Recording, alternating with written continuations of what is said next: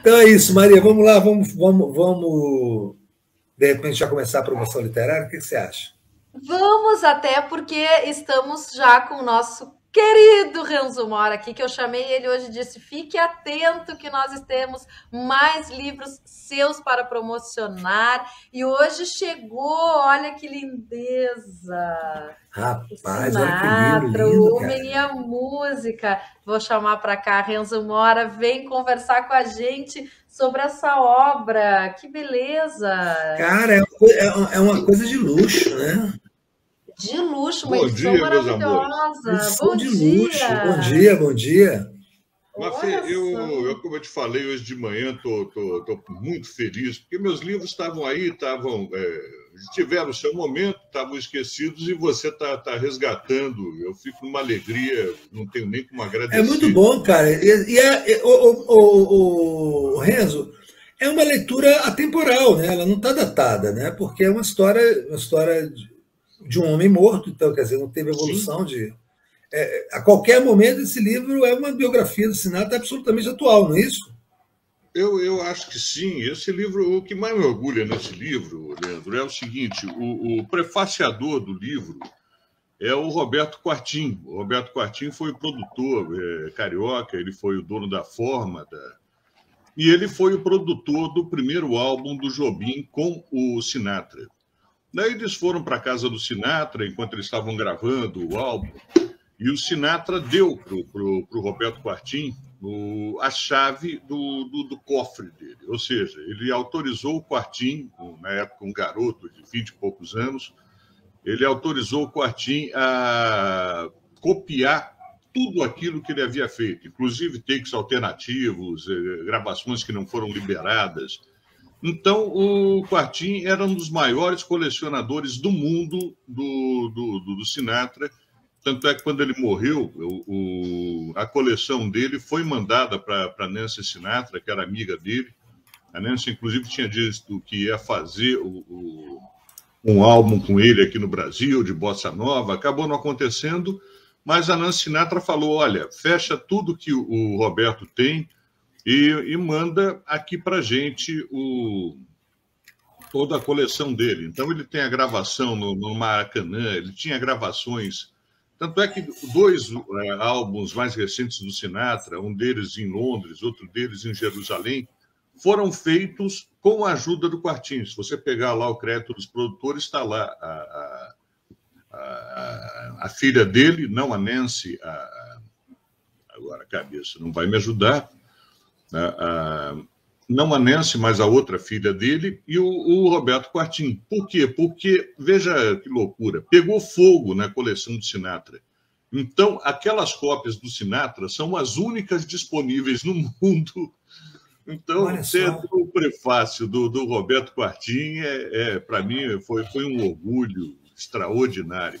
Roberto Quartim seguramente não era o maior entendedor de Sinatra do mundo, do Brasil, ele era do mundo. E o livro, como eu falei para vocês, ele tem uma fórmula diferenciada. Eu peguei as músicas do Sinatra e encaixei, como o Sinatra é um cantor profundamente confessional, eu falei: olha, a melhor abordagem é pegar as músicas do Sinatra e relacionar elas com o episódio da vida do Sinatra. Então, as músicas não têm uma ordem cronológica.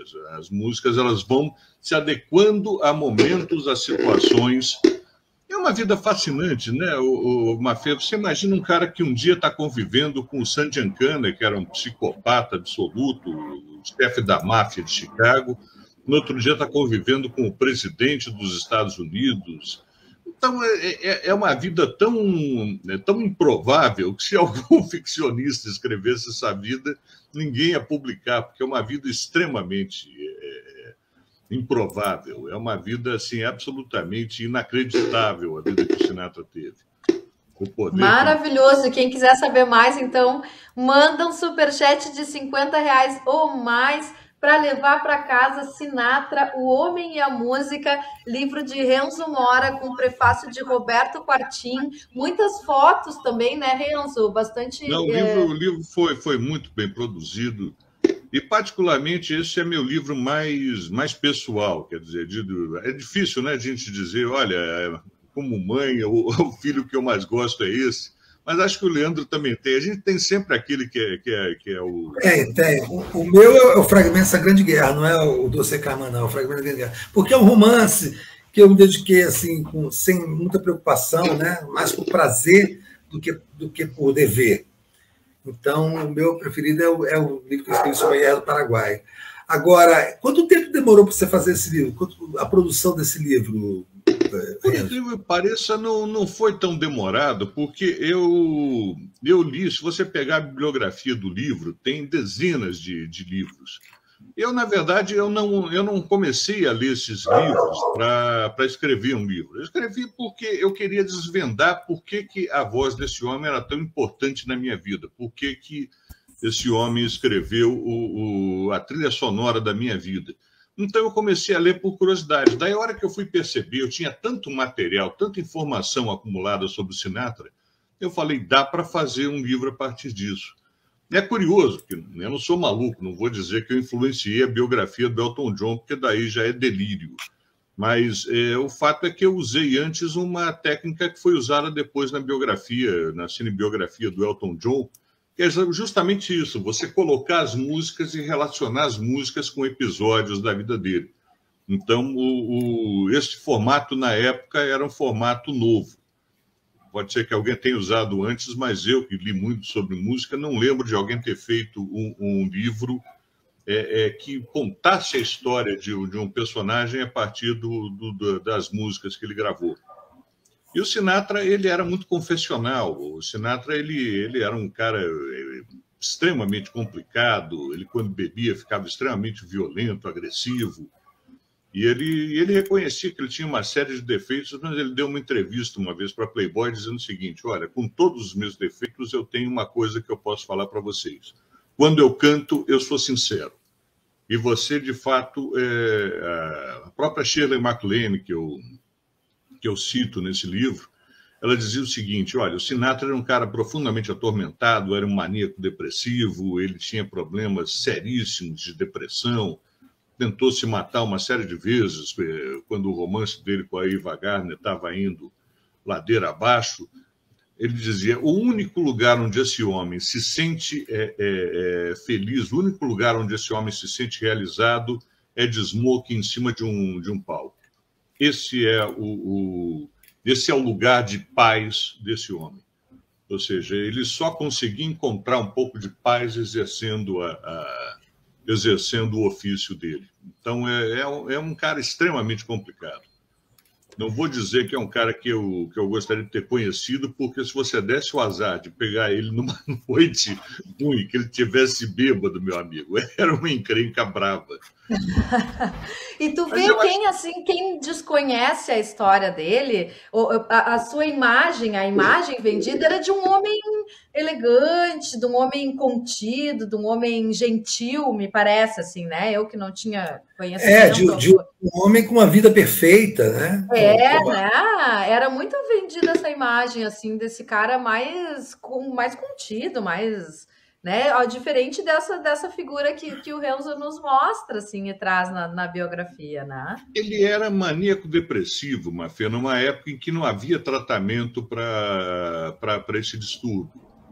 Então, a saída dele era a bebida. Eu assisti ele 2 noites seguidas em Las Vegas, em 92, e fui na primeira fila, porque Las Vegas tinha isso. Os antigos clubes de Las Vegas não tinham um lugar marcado. Eu assisti ele no falecido Desert Inn, que foi o hotel onde ele começou. Eu cheguei lá 2 horas antes, dei uma gorjeta pro maître e tudo isso, consegui ficar na primeira fila. E ele matou durante o show, isso eu vi, ele abriu uma garrafa de Jack Daniels no começo do show, 1 hora depois, no final do show, ele tinha matado meia garrafa de Jack Daniels em cima do palco, cantando. Caraca! Então, e ele já tinha que idade? 77 anos. Foi na semana que antecedia os 77 anos dele. Ele já estava, ele tomava alguns remédios, ele já estava com alguns problemas de memória, então ele esquecia algumas letras. E o público estava pouco ligando, porque eu assisti o Sinatra 3 vezes. Uma delas no Maracanã, que foi a primeira vez que eu vi o Sinatra, e 2 noites seguidas no Desert Inn, em 1992, na celebração dos 77 anos dele. E, obviamente, ele às vezes sempre tonava, às vezes esquecia as letras. Mas quando você está diante de um gigante, você entendeu? Quando você está diante do cara que é a trilha sonora da tua vida, você não tem isenção crítica para dizer o show foi bom ou não. Quer dizer, você está lá para celebrar o cara que é o responsável pela trilha sonora da tua vida. Enfim, ninguém fez igual. Ninguém fez igual, gente. Ninguém tem essa capacidade que ele aprendeu com a Billie Holiday, aliás, de entregar uma canção e conseguir resumir um longa-metragem dentro de uma canção de 3 minutos. Como dizia o Rui Castro, quando a Billie Holiday diz "meu homem foi embora", você vê o cara com a mala na mão, ela chorando, se desesperando. Quando a Ella Fitzgerald diz "meu homem foi embora", você tem a impressão que ele foi até a esquina comprar cigarro. O Sinatra, ele passa exatamente... A gente já falou sobre isso, né? A diferença entre a Gal e Elis. Ninguém vai dizer que a Gal seja uma cantora ruim, mas a Gal não tem essa pegada de intérprete. Ela é um instrumento, ela alcança as notas. A Elis não, a Elis cantando atrás da porta, você vê aquela mulher, é um troço desesperador. É verdade. Essa capacidade enfim, é único. E a vida dele ajuda a explicar como é que ele se tornou esse cara extremamente passional. Quer dizer, quais foram as grandes paixões dele, quando ele larga a mulher para ficar com a Ava Gardner, até ele começa a ser rejeitado pelo público, porque, afinal de contas, naquela época, você abandonar a mulher por outra, e a carreira dele vai para o buraco. Ele começa a perder o público, começa a perder sessões, começa a perder... E quem salva a vida dele nessa época é a máfia. A máfia foi a única que ainda abria espaço para ele cantar em Las Vegas.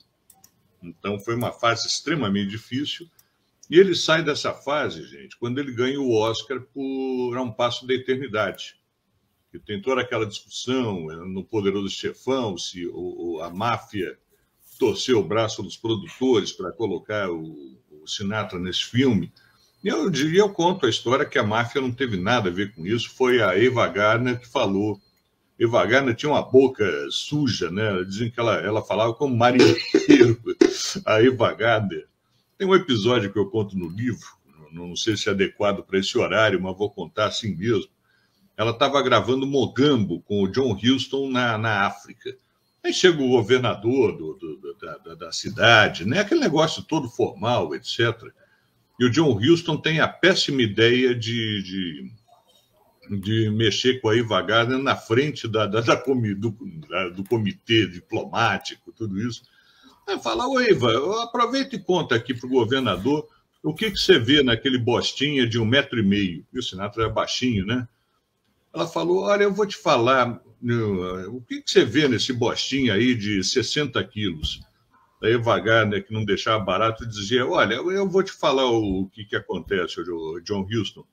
O Sinatra mesmo só pesa 400 gramas, o resto é o pau dele." Aí Gardner não era brincadeira, não, bicho. Você não brincava. Ela depois passou a se relacionar com toureiros, né, na Espanha, né? Ela foi para a Espanha e passou a se relacionar com toureiros. Ela era apaixonada por toureiro. Daí um dia o Humphrey Bogart está gravando com ela, falando: "Porra, toda mulher do mundo quer transar com o Sinatra e você transando com esses caras que usam sapatilha de bailarina. Eu não consigo entender." Ela teve um caso com o Agostinho. E dizem que aqui no Brasil, se não é Vero, é Beno Trovato, diz que teve um caso com o Ibrahim Suede. O Ibrahim, vamos lembrar que, apesar de ser muito mentiroso, o Ibrahim era muito bonito. Não sei se você conviveu com o Ibrahim, Leandro. O Ibrahim, não convivi, mas conheci muito. Quer dizer, é do meu tempo de moço, digamos assim. A coluna do Ibrahim. Era um cara muito bonitão. O Turco, como ele chamava, era um cara extremamente bonitão. E ele começou como fotógrafo, né? Até porque ele era virtualmente analfabeto. Então, mas diz que ela teve um afezinho com o Ibrahim quando esteve aqui no Brasil. Então, O Alexandre Albano pergunta se há fundamento na influência do Sinatra na máfia. E aí eu quero que vocês leiam o livro. Então, assim, quem é que vai mandar um superchat acima de R$ 50 para levar o livro do Sinatra para casa? Que o Renzo conta toda essa história nesse livro, O Homem e a Música.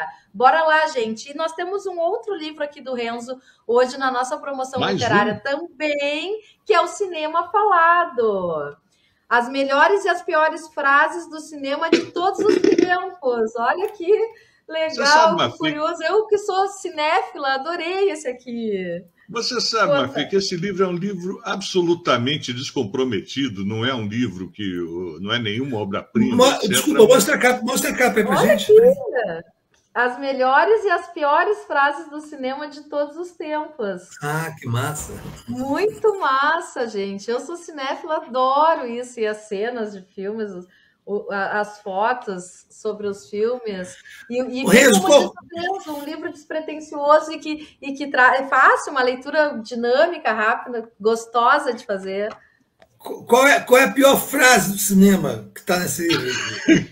Olha, não está no livro, mas uma das piores, que na verdade foi dada depois do livro, eu coloquei depois na segunda edição, é do Titanic, o Leonardo DiCaprio, quando informam para ele que o navio bateu no iceberg, ele falou: eu acho que isso não é bom. Simplesmente o navio bateu no iceberg no meio do oceano. Talvez isso seja uma boa notícia. Acho que precisamos começar a nos preocupar. Eu gosto muito, Mafê. Eu acho que quem gosta de cinema mesmo gosta muito de filme ruim. Eu sou apaixonado por filme ruim. Então aí tem frases do Ed Wood. Eu adoro filme ruim. Eu acho que quem gosta de cinema mesmo, e não é olhar o filme ruim com uma condescendência, olha como eu sou superior a isso. É olhar com paixão mesmo, dizer, olha, o trabalho que o cara tem para fazer um filme, para dar o melhor dele. Para tudo, o Rodrigo Lopes está levando o Cinema Falado. Então, Rodrigo, me envia, por favor, e-mail. Vou te botar aqui. Acho que tu já me enviou, né? Acho que já participou de outras promoções literárias. mariafrandacomplex@gmail.com. Manda lá no título do e-mail, Cinema Falado, que semana que vem eu estou enviando para ti, tá bom? Obrigadão. Agora a gente quer saber quem vai levar o Sinatra para casa. Estou só esperando. Desculpa, e tem as letras das músicas e a tradução, porque eu quis que as pessoas entendessem, mesmo que não falem inglês, entendessem o porquê que essas músicas se relacionam com a... Então, por exemplo, quando ele canta Chicago, quando ele canta... eu quis relacionar isso justamente com isso que foi feita a pergunta, que era a relação dele com a máfia. Na verdade, todo artista que surgiu na época do Sinatra tinha relacionamento com a máfia, porque a máfia era dona de todos os clubes, dos cassinos. A diferença entre o Sinatra, por exemplo, e o Dean Martin, que a gente falou ontem, é que o Dean Martin estava pouco ligando para esses mafiosos, porque ele sabia exatamente os psicopatas, os malucos que eles eram. E o Sinatra não, para ele o poder desses mafiosos era muito sedutor. Então, isso é uma coisa interessante, a diferença. Não dava para você estar no showbiz nos anos 50 sem estar se relacionando com os mafiosos. Eles dominavam o circuito de clubes, eles dominavam todo o circuito de cassinos em Las Vegas, então era impossível. A diferença é como é que você trata esses mafiosos. O Sinatra tratava eles como parte da família, e o Dean Martin tratava eles da forma mais distante possível. É isso. Então tem uma relação entre o Sinatra e a máfia, é óbvio, não tem como negar. O que não é verdade, Mafê, e eu conto isso no livro, é que a máfia tenha resolvido a vida dele em 2 episódios. Um deles foi colocar ele no filme, como insinua o Poderoso Chefão, e a outra foi tirar ele de um contrato draconiano com o primeiro grande band leader que ele trabalhou, que foi o Tommy Dorsey, que fez ele escrever um contrato dizendo que 50% do que ele ganhasse para o resto da vida, se ele saísse da banda, ia para os bolsos do Tom Dorsey. Daí o contrato foi desfeito, até porque era um contrato totalmente absurdo. O Júlio César levou o Sinatra para casa. Valeu, Júlio. Por Obrigado, favor, Júlio. me envie e-mail para mariafernandacomplex@gmail.com. Coloca ali no título do e-mail Sinatra, que semana que vem agora eu já estou enviando aí para vocês, tá? Nós temos mais 2 edições desse livro, do Sinatra e do Cinema Falado. Nós ainda não alcançamos a nossa meta de hoje financeira, mesmo com a promoção literária. Faltam ainda R$70, R$69, na verdade. Faltava aí, Ana Laísa. Eu acho que ela mandou para conseguir um livro, hein?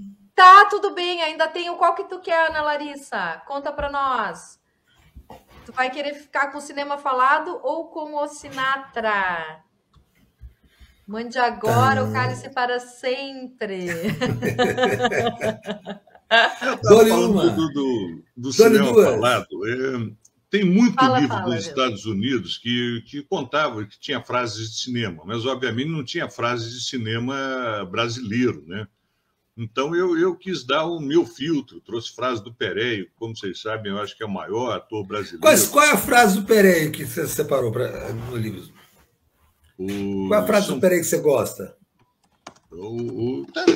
Tem uma pulsão. Agora, puxando de memória, esse livro está com 30 anos. Eu confesso que. Mas você lembra de algumas frases de cinema que você guardou na memória, assim, que você gosta, não? Tem muitas do Woody Allen. O Woody Allen é uma presença muito forte e ele tem. O Woody Allen é um frasista maravilhoso, né? O Woody Allen, por exemplo, tem uma frase dele no Annie Hall. Ele diz, olha, não fala mal de masturbação, é sexo com alguém que você ama. Então tem umas frases brilhantes, tem uma reflexão que ele faz sobre o Holocausto, ele sendo judeu, que ele diz o seguinte, olha, conhecendo a humanidade, não me surpreende que o Holocausto tenha acontecido, me surpreende que ele não tenha acontecido mais vezes. Então o Woody Allen tem esse range. Tem outra frase do Annie Hall, por exemplo, do Woody Allen, que eu acho maravilhosa. Ele diz que 2 velhinhas que vão numa dessas cidades de veraneio, e uma vira para a outra e diz, a comida desse lugar é horrível. Daí a outra diz, ainda por cima vem muito pouca. E ele fala, a vida é exatamente assim. Opa! A Margarete ficou com o... Do Cinema Falado, então já foi as 2 edições do Cinema Falado. Obrigada, Margarete. Me envia o e-mail, por favor. Vou botar de novo aqui, mariafernandacomplex@gmail.com, tá? Envie, por favor, para o meu e-mail com o título lá, Cinema Falado. E a Ana, que não se manifestou, mas a Ana vai ficar com o Sinatra, né? Ela precisa se manifestar. Eu acho que você não vai se arrepender, Margarete. É o meu livro que eu mais gosto. O Cinema Falado é um livro leve para você ler de uma sentada, divertido. O Sinatra não, o Sinatra é mais denso. Mas o que não quer dizer que seja chato. Eu acho, não sei, Leandro, você como escritor, eu li uma vez que a pior coisa que um diretor de cinema ou um escritor pode fazer é encher o saco do leitor. Então, apesar de ser um livro mais denso, ter uma história mais pesada, eu tentei fazer isso de uma forma que não enchesse o saco do leitor. Eu acho que isso é uma obrigação que a gente tem como escritor, ou como diretor de cinema, ou de teatro, que é não encher o saco do leitor. Então, é uma história mais densa. Mas eu estava falando das frases do Woody Allen. O Woody Allen foi muito injustiçado com essa fase do Me Too. Não sei se vocês leram a biografia do Woody Allen. Sobre o Woody Allen, o que eu tenho a dizer é o seguinte. A alegação da Mia Farrow, que, aliás, é completamente maluca e também foi mulher do Sinatra. Eu falo da Mia Farrow também no livro do Sinatra. Ela foi casada com o Sinatra e com o Woody Allen. Tanto é que quando o Sinatra ficou sabendo que o Woody Allen estava namorando com a filha adotiva dela, ele ligou para ela e falou, quando é que você quer que eu quebre as pernas do Woody Allen? Você brincar com o Sinatra não era brincadeira. Ele mandava mesmo, bicho. Você imagina um cara que se relacionava com o pessoal mais barra pesada, se ele dissesse, olha, vou quebrar a perna de fulano, é só avisar quando. E a Mia Farrow recusou a informação. Mas, de qualquer forma, o caso da Mia Farrow com o Woody Allen, se vocês leram a autobiografia dele, ele conta o seguinte: esse escândalo no qual supostamente ele teria assediado a filha dele foi investigado por 2 diferentes departamentos de polícia de Nova York. Os 2 departamentos chegaram à conclusão de que ele era inocente. Então, não existe a menor evidência de que essas histórias sejam verdadeiras. Uma frase que eu falo sobre a Mia Farrow, dita pelo Peter Sellers, no livro, quando eu falo do casamento do Sinatra com a Mia Farrow, é o seguinte: tem 500 formas de ser maluca. A Mia Farrow é maluca em 499. A Mia Farrow, ela é uma pessoa complicada e muita gente sabe, quem estiver acompanhando, não o caso do Woody Allen, mas às vezes você planta algumas memórias na cabeça de uma criança e você consegue fazer uma alienação parental violenta. Então, o Woody Allen sofreu uma perseguição nessa época do Me Too, que me parece, eu não sou dono da verdade, nem conheço a história, mas me parece que se foi investigado pela polícia de Nova York, que não é de brincar com esse negócio de agressão contra a criança. Se a polícia de Nova York investigou, vamos lembrar que aquele diretor do FMI, eles botaram em cana. O Harvey Weinstein foi em cana, quer dizer, eles não brincam com esse troço, não. Não interessa o quanto você tem de dinheiro, de poder, você vai em cana. Se 2 departamentos diferentes da polícia de Nova York investigaram a relação do Woody Allen com a filha biológica dele, da Mia Farrow, e constataram que não havia nenhuma violência, eu tendo a acreditar que essa perseguição contra o Woody Allen é uma sacanagem. E por causa disso, o último filme dele, você imagina um gênio como ele, Leandro, o último filme dele abriu em Nova York, sabe quanto fez no primeiro final de semana?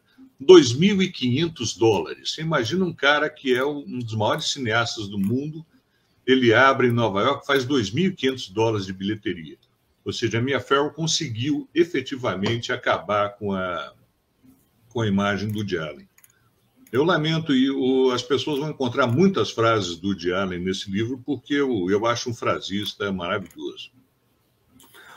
Só uma coisa aqui, para essa discussão não ficar só nesse ponto. O que acabou com a imagem do Woody Allen foi ele transar com a enteada, não? Foi ele casar com a enteada. É sobre isso que ele está falando. Vamos pegar isso. A acusação da Mia Farrow... Não é acusação, ele casou com a enteada. É como se eu casasse com a enteada. Ele criou uma de criança. Correto. Então, vamos lá. A Mia Farrow pode ser maluca de todas as formas. Qual é a mãe que acha lindo o cara que cuidava, que era pai da filha dela, né? Quando você quando você tem um enteado, você é pai da criança. Significa que quando a mãe saía, ele comia a filha. É isso, foi por isso que a imagem dele acabou. Não é porque a polícia de Nova York investigou e deixou de investigar e tal. Ela pegou fotos dele, ele tinha fotos da menina pelada. Da menina nua. Você tem toda a razão. É enteada dele, cara. Não sei quantas pessoas aqui têm enteada. Eu tenho enteada. Né? Já pensou? A mãe sai, quando ela volta, desculpa que eu transava com a enteada, estou casado com ela. É isso que acabou com a imagem dele. Não foi que a polícia de Nova York não investigou. Foi ótimo você tocar nesse assunto, Leandro. Que bom que você tocou nisso. Então, vamos lá. A história do Woody Allen com a Song Yu, que é a filha da... Essa menina, na verdade, era uma filha adotiva da Mia Farrow com o André Previn, que era o pianista. Então, não era uma enteada do Woody Allen. Não, você está doido, Kenzo? É filha da mulher dele, enteada. Se ela é adotiva de outro casal, isso não faz nenhuma diferença. É filha dela. Se ela foi adotada por outro casal... Ela era maior de idade, o relacionamento era absolutamente consensual. Agora, a acusação que a Mia Farrow fez contra o Woody Allen é que a filha biológica dos dois, ainda nenê, havia sido abusada sexualmente, ainda na primeira infância, havia sido abusada pelo Woody Allen. Então, essa é a acusação que eu estou dizendo que foi investigada e que efetivamente não tem a menor comprovação. Pode ser que seja verdade. Eu nunca gosto de desacreditar uma mulher que alega ter sido violentada. Eu acho que isso é de um machismo brutal. Mas, de qualquer forma, as evidências não vão de acordo com isso. Agora, a Sun-Yi, com a qual você tem toda a razão, ele descobriu fotos dela nua, ela já era maior de idade e era, na verdade, enteada do André Previn e da Mia Farrow. Era enteada do Woody Allen. Ela era filha da Mia Farrow e do marido dela. É filha adotiva, exato. Não, é filha, adotiva é filha. Ela é enteada do Woody Allen. Agora, mesmo consensual, que ela fosse uma idade, não importa. Para mim, foi um choque, porque assim, o cara larga ela para ficar com a filha dela. Você tem então, razão. Ele é um cara mais velho, não interessa se ela fosse maior de idade. Maior de idade o quê? 20 anos? Não, 18? E vocês têm razão. Vocês têm razão no sentido... Uma pessoa da casa, é isso como diz o Leandro, o cara que estava em cima. Ele comia... Vai saber qual foi a pressão psicológica que foi feita. Ele comia a filha da mulher dele, cara. Se isso não é o suficiente para Mia Farrow fazer o que fez, nada mais é o suficiente. Ela não é maluca. Você tem razão, quer dizer, existe uma linha entre o legal e o moral. Claro, total. Vocês estão certos. Existe uma linha entre o legal e o moral. Vocês têm toda a razão. Você sabe que isso não impede que eu veja os filmes e adore o Woody Allen, né? Assim, mas entendo perfeitamente a derrocada dele. Tenho a impressão que ele nunca mais vai se levantar. Já tá muito velho, já passou dos 80 anos, né? Mas isso impede muita gente de ver um novo filme dele, que acho que não tem mais nenhuma razão de ser. Agora, você veja, Leandro, o Roman Polanski fez uma coisa muito pior. Muito pior, claro. O Roman Polanski, ele estava na casa do Jack Nicholson, ele pegou uma menina de 13 anos de idade, dopou essa menina, fez sexo anal com ela. O Roman Polanski é um cara muito complicado. Tem algumas versões que dizem que quando o Charles Manson matou a mulher dele, a Sharon Tate, uma das coisas que ele fez, é uma das versões, tem muitas histórias sobre esse crime, foi tirar da casa alguns filmes pornográficos amadores que ele tinha obrigado a Sharon Tate a participar. Então, o Roman Polanski, esse efetivamente esse é um cara perigoso. Absolutamente.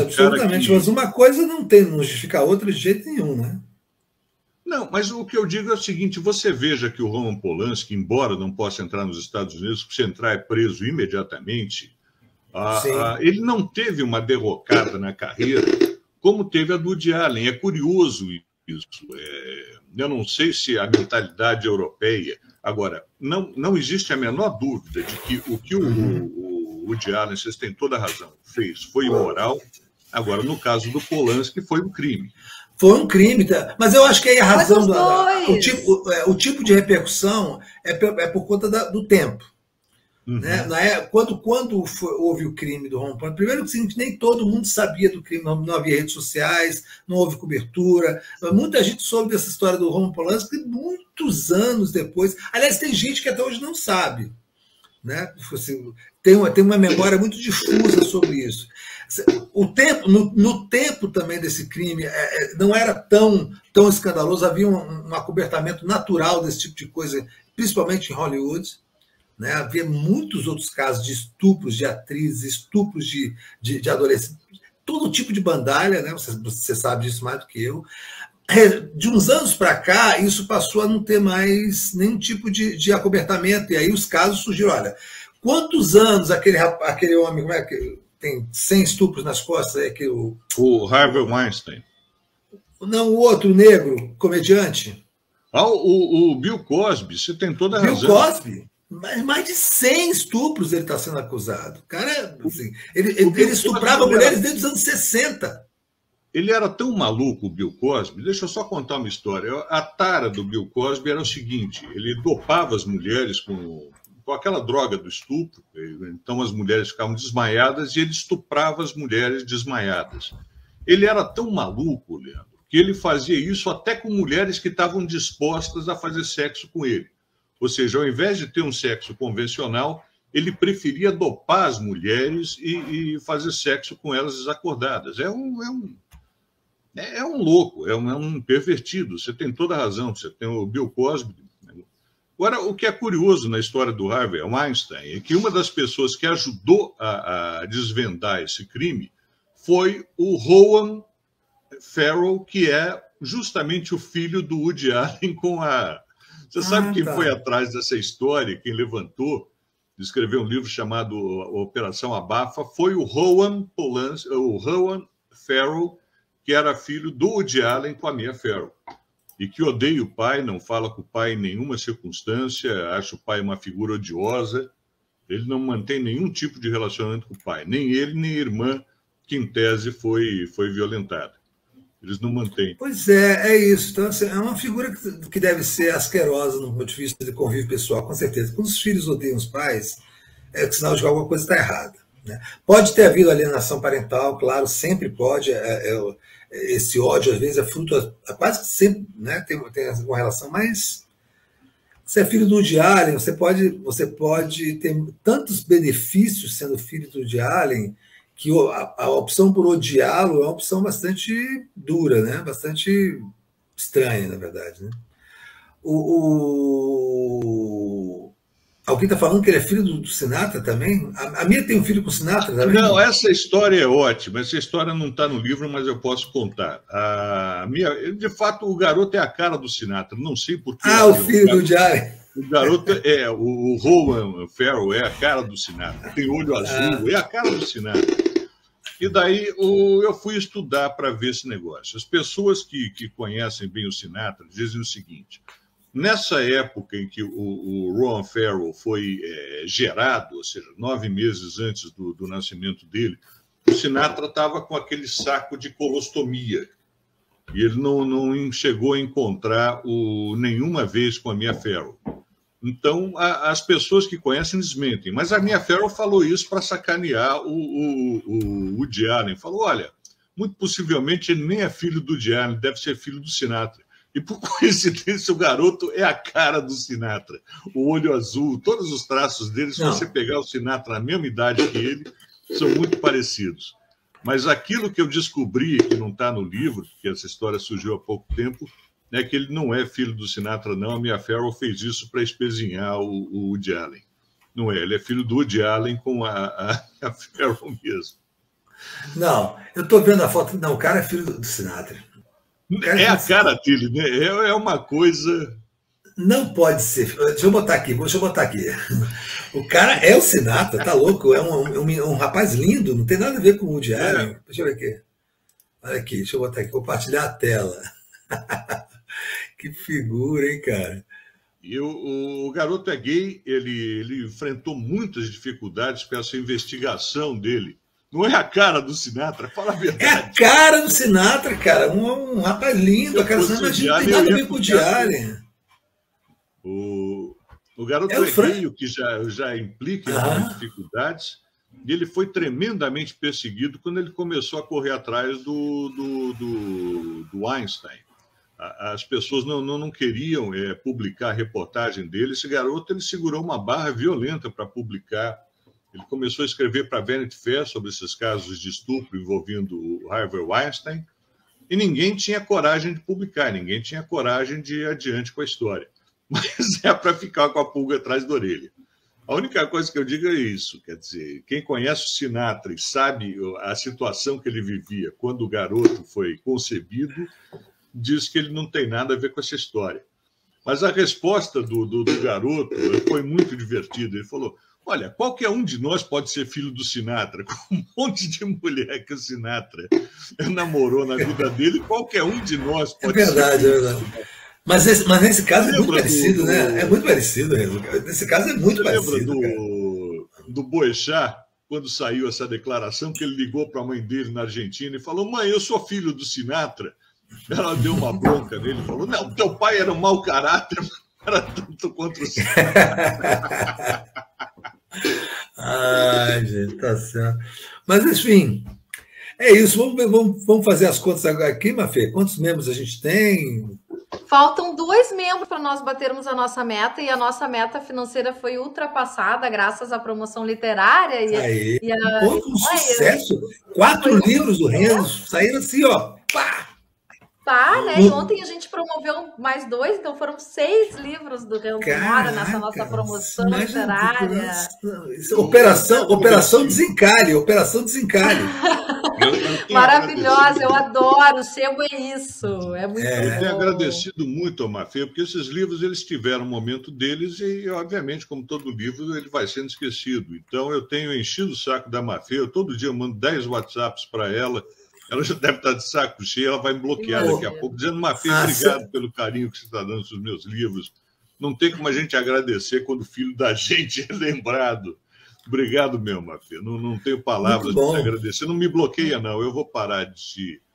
Imagina, eu não vou te bloquear, nem a ti, nem ao Leandro, que eu espero que vocês venham a Jaguarão e a gente faça o lançamento dos livros de vocês aqui. Pois é, cara. Ô, Reza, a gente tem que fazer esse lançamento no Mercadito das Artes, em Jaguarão. Nossa, e vai ter um Erneb agora. Os Diabos Velhos, né? Aqui em loco, na fronteira. Vai ser bom demais.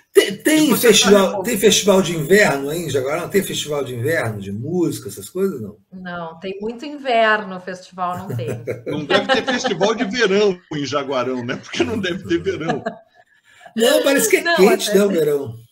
Tem, o verão é bem quente, aí ele só é curto, né? A gente tem um verão, sei lá, que começa em janeiro e termina em fevereiro. O verão, o ano passado, caiu numa quarta-feira, né, em Jaguarão. Caiu numa quarta-feira. É que em Londres eles têm essa piada. Quando é que cai o verão? Parece que esse ano vai cair no domingo. Aqui é mais ou menos assim. assim. Erneb, não é isso? Você vai fazer um hostel, é isso, Fê? Fê, conta um pouquinho. Sim, vou fazer um Airbnb primeiro, né? E um dia, quem sabe, porque daí eu tenho aqueles desejos futuros, quando as crianças estiverem maior. A música do Roberto, quando as crianças saírem de férias. Talvez a gente possa, então, se amar um pouco mais.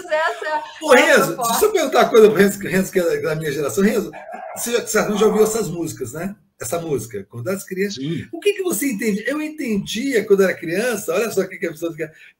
Quando as crianças saem de férias, ele e a mulher, junto com as crianças, sairiam para se amar mais. E, na verdade, depois eu entendi, não, quando elas saem de férias... Não, né? Manda essa criançada embora que eu quero transar, pelo amor de Deus. Eu, quando era criança, na minha ingenuidade, eu achava que, assim, quando as crianças saem de férias, aí tá toda a família de férias, eles poderiam se amar um pouco mais, né? Manda para casa da avó, pelo amor de Deus. Depois eu entendi isso. Mais. Quando a gente despachar essas pestes... A gente vai transar em paz. Depois que a gente vira mãe e pai, a gente entende esses... Exatamente. Depois eu entendi, porra, não era que eles estavam esperando as crianças saírem de férias para toda uma família sair toda de férias e se amar um pouco mais. Não, era para despachar o diabo das crianças para eles transarem em paz. O título da música deveria ser: quando a gente se livrar desses monstros, a gente vai poder ir para a cama, pelo amor de Deus. Quando essas pestes forem despachadas para casa da avó. A avó não quer, não faz mal. Ô, Renzo, tem outra música que eu tinha uma interpretação de criança também, que era muito engraçada, do Roberto Carlos. Ele fala assim: é uma música chamada Os Animais, ele fala assim: e as baleias desaparecendo por falta de escrúpulos comerciais. Eu, criança, achava que a baleia se alimentava de escrúpulos comerciais. E elas estavam desaparecendo por falta de escrúpulos comerciais. E eu ficava pensando, o que seriam escrúpulos comerciais? As baleias se alimentam de escrúpulos, aí está faltando e elas estão morrendo. Deve ser uma espécie de alga, né? Eu pensei isso, era um tipo de alga, um tipo de comida. Você sabe que a nossa geração, e eu não estou falando só de você, Leandro, eu também, a gente criticava muito o Roberto por ser alienado. Porra, em plena ditadura, esse cara falando de amor, etc. E o Roberto, ele foi o primeiro, essa canção, As Baleias, foi uma das primeiras canções. Essa não é a canção As Baleias, essa é uma outra canção. A das Baleias, aquela Como é Possível que você suporte a barra, eu pensei que fosse de olhar nos olhos de quem morre. Essa é uma outra música que fala sobre vários animais. E em um deles tem essa parte, cara, e as baleias desaparecendo por falta de escrúpulos comerciais. Eu falei, caralho, estão acabando com os escrúpulos comerciais, as baleias estão morrendo de fome. Mas você veja que a gente criticava tanto o Roberto, depois a gente descobre, por exemplo, que a canção dos Caracóis foi feita para o... essa história mais linda, para o Caetano Veloso. É uma das histórias mais lindas da música brasileira. E ele nunca contou. Quem contou essa história foi o Caetano. Ele não... Naquele documentário de 50 anos. Não sei o documentário. Não, o documentário era Circulador ao Vivo. Tá. E aí ele contava, aos 50 anos, Caetano, ele contou essa história linda, belíssima. Eu já contei até aqui, né, Mafê? Já falou sobre essa história aqui. É muito lindo. É Maravilhoso. O Progresso. Aí, bem lembrado, Ramon, o nome da música é O Progresso. Não sou contra o progresso, mas atento para o bom senso. Um erro não conserta o outro, é isso que eu penso. Essa música. Eu gosto muito do Roberto. Tem duas canções dele. Para mim, se ele não tivesse escrito mais nada na vida dele, já estava resolvida a carreira dele, que é Olha, que eu acho que é uma música extraordinária. E Detalhes, claro, né? Detalhes não tem. É linda, é linda. Não, tem muitas músicas músicas lindas. Tem muitas músicas, principalmente cantadas na voz da Maria Bethânia. Eu adoro aquele disco que ela fez. Nossa, as canções que você fez para mim é uma coisa linda de morrer. Mas você sabe que a primeira cantora que rompeu, porque o Roberto tinha esse negócio de ser cafona, né? A primeira cantora que gravou o Roberto foi a Nara Leão. A Nara que era a gravar o Roberto. Depois dela veio a Bethânia. Qual música você lembra qual música a Nara gravou assim, nesses tempos do. Foi um álbum inteiro. Ela gravou um álbum inteiro só com músicas do Roberto. Nos anos 60 ainda? Não conheço esse álbum da Nara. Não me lembro de uma música dela cantando o Roberto. Pois é, eu tô querendo lembrar que música do Roberto que ela gravou. Foi um álbum completo. Nos anos 60? Não.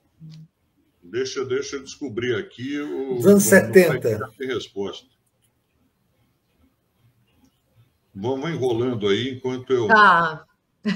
Vamos ler os superchats que faltam, vamos, porque o Fabrício já está aqui nos nossos estúdios virtuais. Daqui a pouquinho está pegando com o Rudá Hit para seguir amanhã por aqui. O Paulo Ricardo Paes, aqui do SM, a gente já tinha lido. O Ronald Fernandes, Jorge Paulo Leman, empresário Jorge Paulo Leman, será o maior acionista da Eletrobras, a rapinagem institucionalizada. A Marta Martins Meyer, dancei muito Sinatra, além de curtir no cinema. A Cris Guzmão, o Pix do Décio, por favor. Eu vou colocar aqui no chat, tá, gente? A vaquinha para ajudar o Décio, tá? A Uri Mainete, muda esse papo, Leandro, por favor, que era o papo anterior lá, dos abusadores. Tá. Não é Roberto Carlos. Não é o Roberto Carlos. Ela mandou naquele momento lá dos abusadores, dos temas que nós estávamos falando. Achou, Renzo? E que tudo mais vá para o inferno, de 1978. Tá dando para ver? Tô vendo. Dá para ver. E que, aliás, é uma música que o Roberto Carlos não cantou mais, por questões religiosas, né? Ele não canta porque ele tem toque, né? Então ele não fala mais. Aquela música, se o bem e o mal existem, ele fala se o bem e o bem existem. É malucaço. O Roberto maluco do caralho, né? Você sabe que ele foi... aí perto de você, Mafê, ele foi cantar com o Pavarotti. Você lembra disso? Foi um show que fez muito sucesso aí perto da tua casa, em Porto Alegre. Ele ia cantar com o Pavarotti. Ele exigiu que o motorista só entrasse à direita. Então o motorista teve que fazer um caminho para ele ir do hotel até o estádio. Maluco total e, tipo, maluco que fica babaca, dos trabalhadores. Eu não posso nem sacanear, Mafê, porque eu tenho um toque bravo também. Você sabe que eu também sou maluco de pedra, né? Então, não posso nem sacanear, não posso nem rir do Roberto. Mas aqui chegar com uma roupa marrom perto do Roberto, o Júlio Gomes está dizendo que é mais... Opa, desculpa, Renzo, te atrapalhei. Fala. Não, eu que te atrapalhei. Experimenta chegar com uma roupa marrom perto do Roberto, você não entra nem no camarim dele. Não tem. Ou é azul, ou é branco, ou você não chega perto do homem. Eu não tenho nem vontade de chegar perto dele, assim, sinceramente. Eu acho que ele foi um grande... Eu gostava muito dele na Jovem Guarda ali, aquelas músicas que ele compunha, que ele fazia aquela dupla com o Erasmo, mas eu sou muito mais o Júlio Gomes, eu sou muito mais o Erasmo. O Erasmo, sim, eu queria ver um show do Erasmo. O Erasmo é... Eu adoro o Erasmo Carlos. Aquela música Laranja Mecânica, né? Sim, Laranja. sim. Ai, adoro. Para mim é um hino, assim. Eu acho o Erasmo um cara muito mais massa. Fora a música da Roberta Close, né? Que é uma música legal. Sim, quase que ela engana minha Zoom. Seu pecado mais comum. Uma maravilha de cinema. Uma carioca sendo. Como é que é? Esqueci a letra, mas é muito engraçado. Não fosse o gogó e os pés, a minha lente estava na dela, corpo da mulher, nota 10, dá um close nela. Eu vou fazer uma confissão, eu talvez não devesse fazer aquele sincericídio que a gente não deveria fazer, mas eu vou fazer. Eu tive na estreia do show do Ney Matogrosso, no qual ele cantava Vereda Tropical, com a direção daquele menino que morreu muito precocemente, que era o diretor da novela Vereda Tropical. Então estavam todas as atrizes mais lindas do Brasil. Maria Zilda no auge da beleza, uma moça chamada Maitê Proença, que também não era muito feia, vocês talvez lembrem dela, uma moça bonitinha até, não é muito feia Maitê, não.